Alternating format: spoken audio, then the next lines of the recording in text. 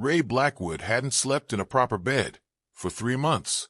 The 45-year-old drifter had been moving through the American Southwest since losing his job at an auto plant in Michigan. His weathered Ford pickup, carrying everything he owned, had become both transportation and shelter as he zigzagged across Arizona, New Mexico, and now the southern edge of Utah. The late September evening brought an unexpected chill to the desert. Ray pulled his truck off the main highway onto a dirt road that disappeared into a landscape of red rock formations. He'd learned to find places like this, far enough from civilization to avoid police hassling him for vagrancy, but close enough to a town for supplies when needed. After driving 2 miles down the increasingly rough road, Ray found a small clearing sheltered by towering mesas on 3 sides. The sun was setting, painting the rocks in brilliant oranges and purples. He parked, stretched his aching back, and began his nightly ritual of collecting firewood. "Home sweet home," he muttered to himself, his voice sounding strange in the vast silence.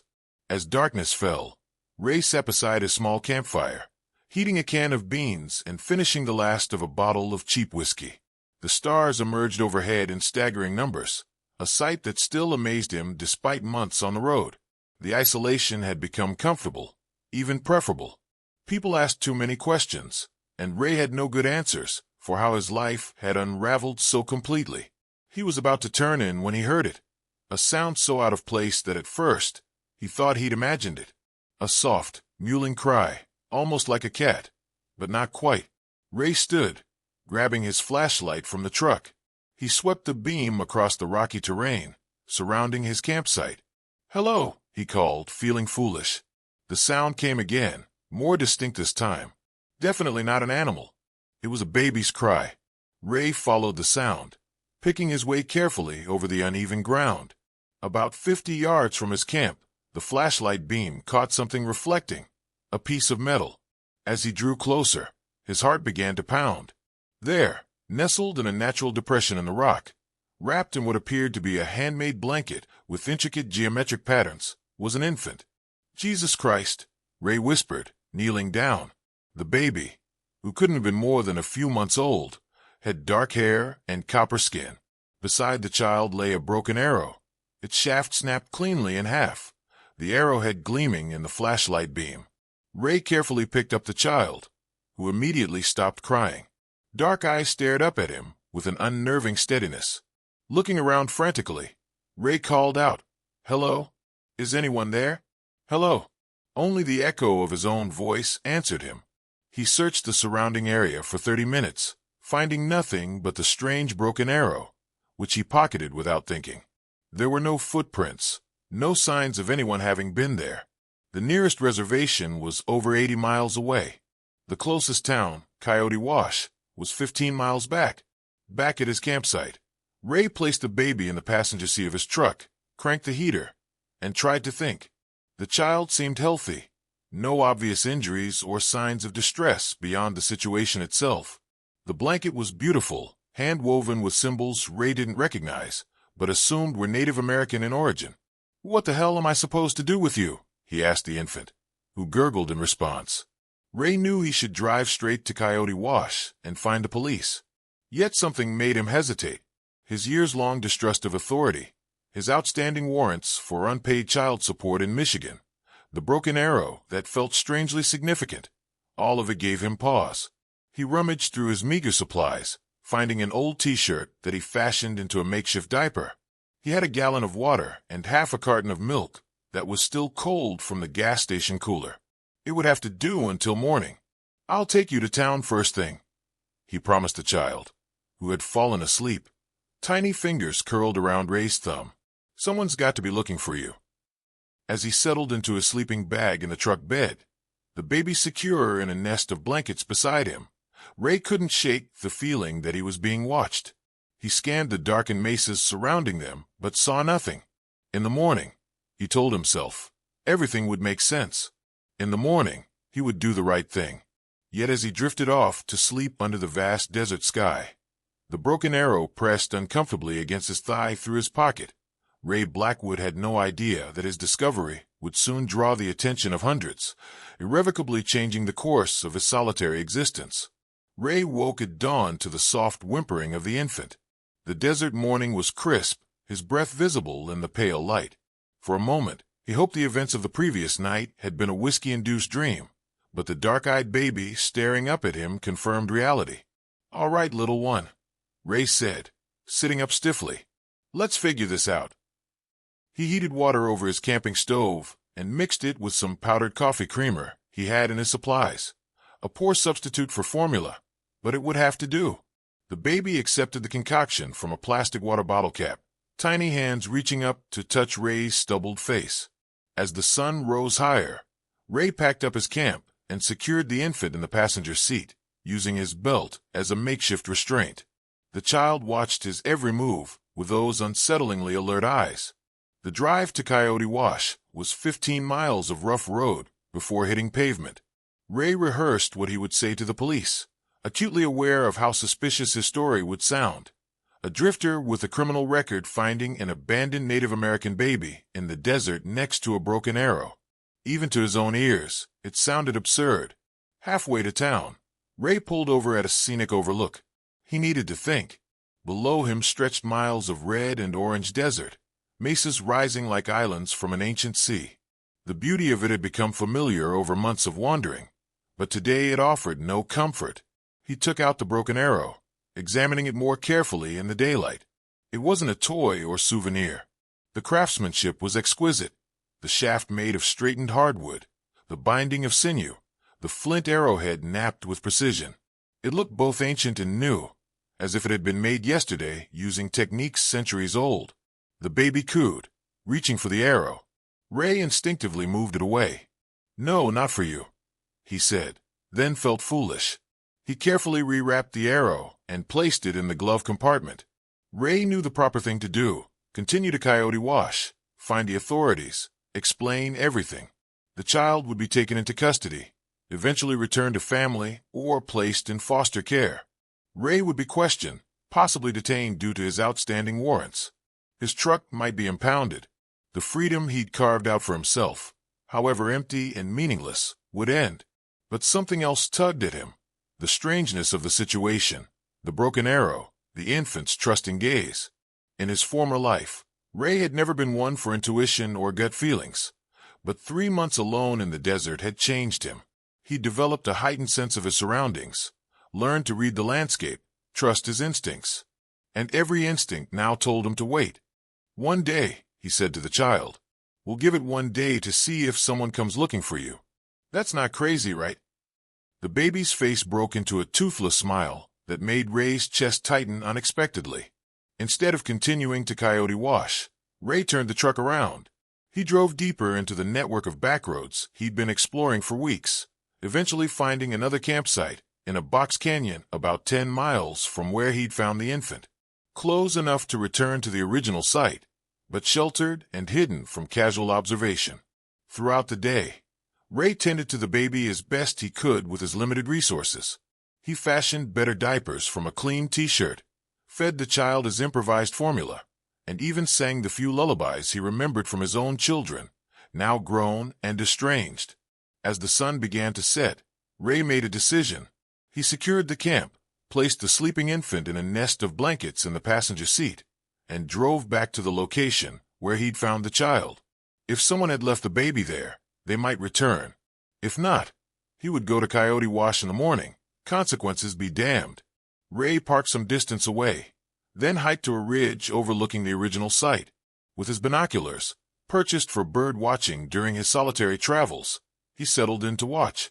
The desert transitioned from gold to purple as the sun disappeared. Stars emerged in the darkening sky. Ray was about to give up when he noticed movement on the opposite ridge. Adjusting his binoculars, he froze. Silhouetted against the twilight sky were 3 figures on horseback, watching the area where Ray had found the infant. Even from this distance, Ray could see they were Native American men, dressed in a mixture of traditional and modern clothing. They surveyed the area methodically, conferring among themselves. Ray's heart pounded as he watched them dismount and examine the exact spot where the baby had been. One man knelt, touching the ground, then stood and made a sweeping gesture toward the direction Ray had driven the night before. After 30 minutes, They remounted and disappeared over the ridge. Ray remained frozen in place, afraid to move. The broken arrow in his pocket seemed to burn against his leg. They were looking for the child. And somehow, Ray knew they would be back in greater numbers. By dawn, Ray had made 4 trips between his hidden camp and the observation point overlooking the discovery site. Each time, he saw more riders arriving, all Native American, all moving with purpose. They established a perimeter around the area, communicating with hand signals and occasional whispered conversations Ray couldn't hear from his vantage point. The baby remained surprisingly quiet throughout the night, as if sensing the need for silence. Ray had fashioned a carrier from his backpack that allowed him to keep the infant secured against his chest while maintaining the use of both hands.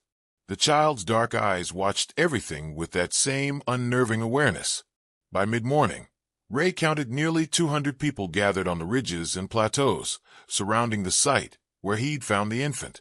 Most were on horseback, though some had arrived in pickup trucks parked discreetly behind rock formations. They maintained a strange, silent vigil, watching the empty depression where the baby had been. "What are they waiting for?" Ray whispered to the infant. "Are they looking for you?" "For me." Through his binoculars, Ray studied the gathered crowd. They ranged in age from teenagers to elders.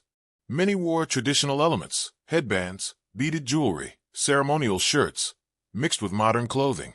Several carried what appeared to be the same type of arrows as the broken one Ray had found, secured in beautiful handcrafted quivers.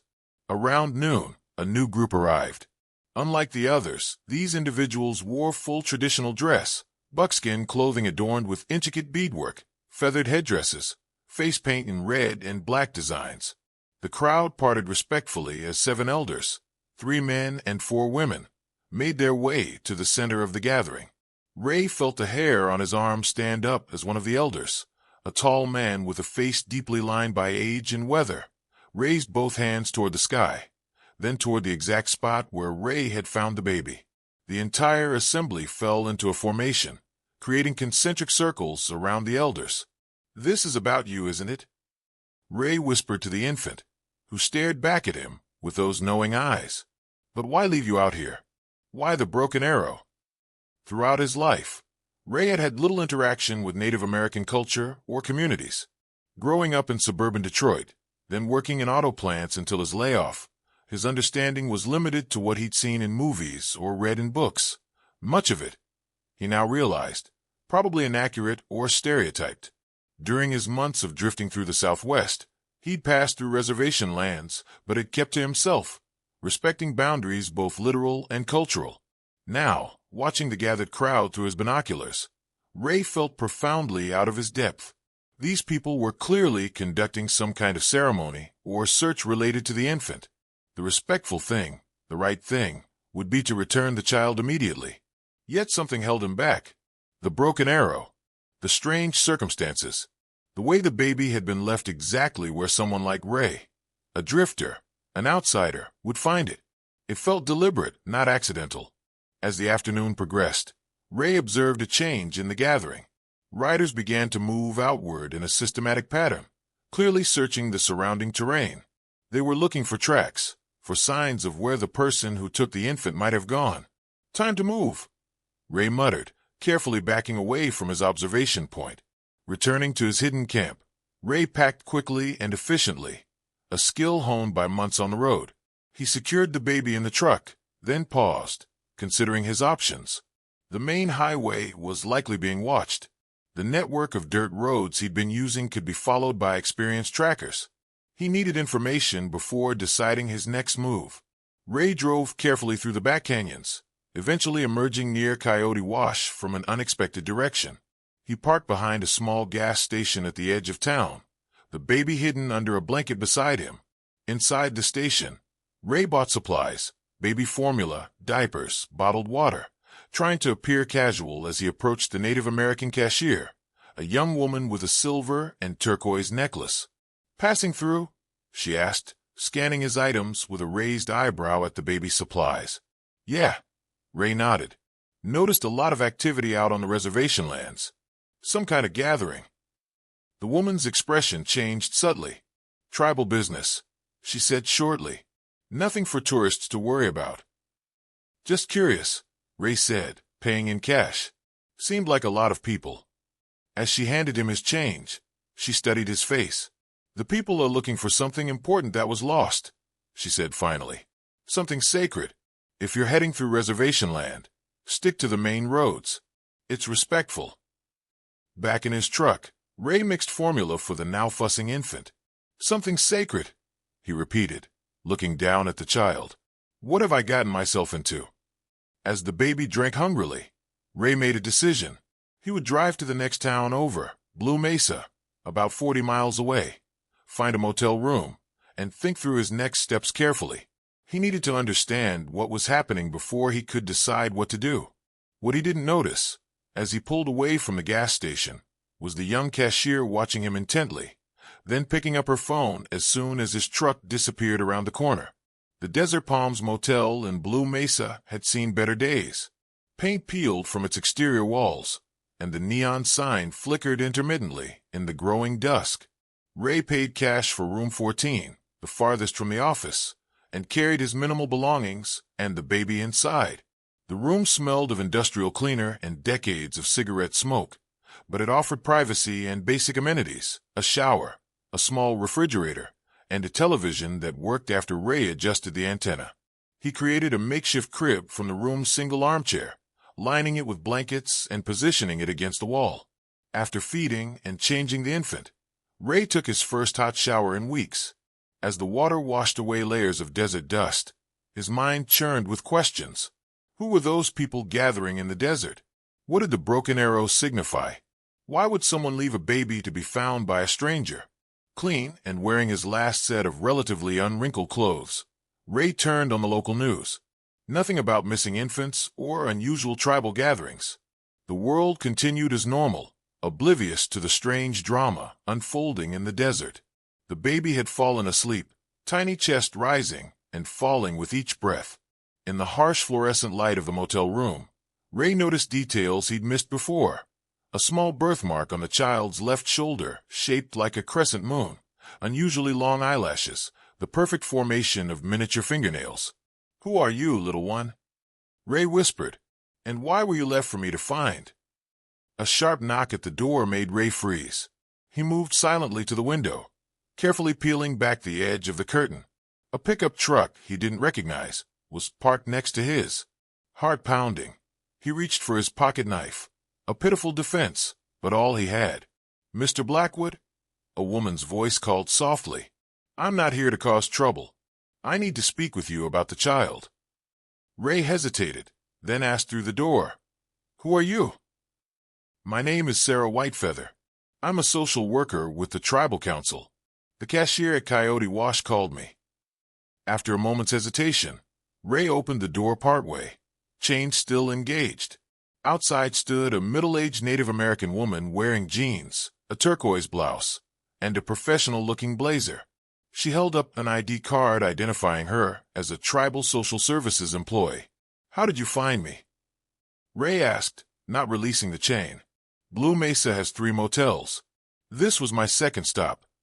She offered a small smile. A man traveling alone with baby supplies isn't hard to track. Ray considered his options. Running seemed pointless now. "The baby is fine," he said defensively. "I was going to contact authorities tomorrow."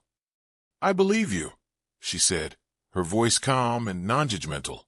"But I need to explain something important. May I come in?" After a moment, Ray unlatched the chain and stepped back. Sarah Whitefeather entered, immediately spotting the sleeping infant in the makeshift crib. "You've taken good care of him," she observed, approaching the baby with a gentle expression. "Him." Ray realized he hadn't even checked the baby's gender. Sarah nodded. "His name is Ahot. It means restless one." She turned to Ray. "Do you have the arrow?" Ray hesitated, then retrieved the broken arrow from his bag. "What's this all about?" Sarah sat on the edge of the bed, gesturing for Ray to take the chair. "What I'm about to tell you might sound strange, but I ask that you listen completely before making any judgments." Over the next 30 minutes, Sarah explained that Ahot was the grandson of Benjamin Eaglehawk, the current chief of their tribe. The baby's mother, Lisa, had died in childbirth, 3 months earlier. According to tribal tradition dating back centuries, when a child is born into leadership without a mother, they must undergo a special ceremony to connect them to both the earthly and spiritual worlds. The ceremony involves leaving the child at a sacred site with a ceremonial arrow, Sarah explained. The arrow is broken to symbolize the broken connection that must be mended. The child must be found by an outsider, someone not of our tribe, who chooses to protect the child without knowing its significance. You're saying someone left that baby out, they're hoping a random person would find him? Ray asked incredulously. What if I hadn't come along? What if it had been someone dangerous? The site is always watched, Sarah assured him. If no suitable person had appeared, or if someone with ill intent had found a hote, the watchers would have intervened. But tradition states that the finder must make the choice freely, without coercion or knowledge of the ceremony. Ray ran a hand through his hair in disbelief. So all those people today were waiting to see if you would return, Sarah confirmed. When you didn't, they began searching. The fact that you took the baby and the arrow, cared for him, and evaded detection is seen as significant. Significant how? Sarah's eyes held as steadily. In our tradition, the person who finds the child becomes a spiritual guardian, a protector who will guide him throughout his life, especially in matters involving the outside world. Ray stared at her, speechless. The baby, a hote, stirred in his sleep, tiny fists stretching upward. That's insane, Ray finally said. I'm nobody. A drifter with warrants. I can't even take care of myself. And yet, Sarah said softly, you found him. You protected him. You questioned the situation rather than simply turning him over to authorities who wouldn't understand its significance. She paused. The elders believe there are no accidents in matters such as these. As Ray struggled to process this information, a hote woke and began to fuss. Without thinking, Ray lifted him gently, cradling him against his chest. The baby immediately quieted, his dark eyes focusing on Ray's face with that same unnerving awareness. In that moment, something shifted in Ray Blackwood's heart, something he couldn't explain or rationalize away. Dawn broke over Blue Mesa, painting the sky in watercolor strokes of pink and gold. Ray had barely slept, his mind racing with everything Sarah had told him. She had left around midnight, promising to return in the morning with Chief Eaglehawk himself. A hote slept peacefully in his makeshift crib, untroubled by the weight of tradition and expectation that surrounded his tiny existence. Ray envied that peace as he paced the small motel room, alternating between disbelief, anger, and a strange sense of purpose he hadn't felt in years. The broken arrow lay on the nightstand. Ray had examined it repeatedly during the sleepless night, noting details he'd missed before. Tiny symbols etched into the shaft, the distinctive pattern of the flint, the way the break seemed too clean to be accidental. At precisely 9 o'clock, a knock came at the door. Sarah Whitefeather stood there with an elderly man whose dignified bearing made him seem taller than his actual height. He wore simple clothes, clean jeans, a Western-style shirt, and a biwa tie with a turquoise clasp, but carried himself with unmistakable authority. Mr. Blackwood, Sarah said. This is Benjamin Eaglehawk, chief of the Northern Dine and de Hote's grandfather. The old man extended his hand. His grip was firm, his gaze direct and evaluating. Thank you for caring for my grandson, he said, his voice deep and measured. Ray nodded, feeling suddenly self-conscious about the shabby motel room and his own rumpled appearance. He gestured toward a Hote, who was awake and quietly observing the newcomers. Chief Eaglehawk approached the makeshift crib slowly, a complex mixture of emotions crossing his weathered face. He spoke soft words in a language Ray didn't understand, then gently lifted his grandson. A Hote regarded his grandfather with the same solemn attention he seemed to give everything. He has his mother's eyes, the chief said quietly, pain evident in his voice. Ray stood awkwardly, feeling like an intruder in a private moment. Look, he said finally. Sarah explained some of this last night, but I still don't understand. Why would you leave a baby out there? Why me? Chief Eaglehawk handed a Hote to Sarah, then turned to face Ray. Walk with me, he said, gesturing toward the door. Outside, The desert morning was warming quickly. They walked in silence to a small park across from the motel. Little more than a few benches and drought-resistant plants arranged around a dry fountain. "My people have lived in these lands for thousands of years," Chief Eaglehawk began, sitting on a bench and indicating for Ray to join him. "We have survived conquest, disease, forced relocation, attempts to erase our culture. We have endured because we maintain our connection to the old ways, even as we navigate the modern world." He paused, looking out at the town coming to life around them. "The ceremony of the broken arrow is one of our oldest traditions. It ensures that a child destined for leadership will have guidance from both worlds, ours and the outside." "But why risk a baby's safety?" Ray pressed. "There's always risk in meaningful things," the chief replied. "The Watchers ensure physical safety, but the spiritual purpose requires genuine choice by a stranger. You were not chosen, Mr. Blackwood. You chose, without knowing what your choice meant." Ray shook his head. "I just did what anyone would do." "Did you?" Chief Eaglehawk's penetrating gaze made Ray uncomfortable. "You found an abandoned infant, and instead of immediately going to authorities, you trusted your instincts. You protected him. You observed. You questioned. These are the qualities of a guardian." "I'm not guardian material," Ray said bitterly. "I failed my own family. I have nothing to offer your grandson. I've had people investigating you since yesterday," the chief said matter-of-factly. "Raymond Blackwood, age 45, former quality control supervisor at Detroit Auto Manufacturing. Divorced 8 years ago. 2 adult children who don't speak to you. Lost your job during layoffs. Failed to make child support payments because of depression and alcoholism. Been drifting for 3 months." Ray flinched at having his failures laid out so clinically. "A man who has never fallen cannot understand the importance of rising again," Chief Eaglehawk continued. "A man who has never been lost cannot value finding his way." He turned fully toward Ray. "I'm not asking you to raise a Hote. He will grow up with his people, learning our ways.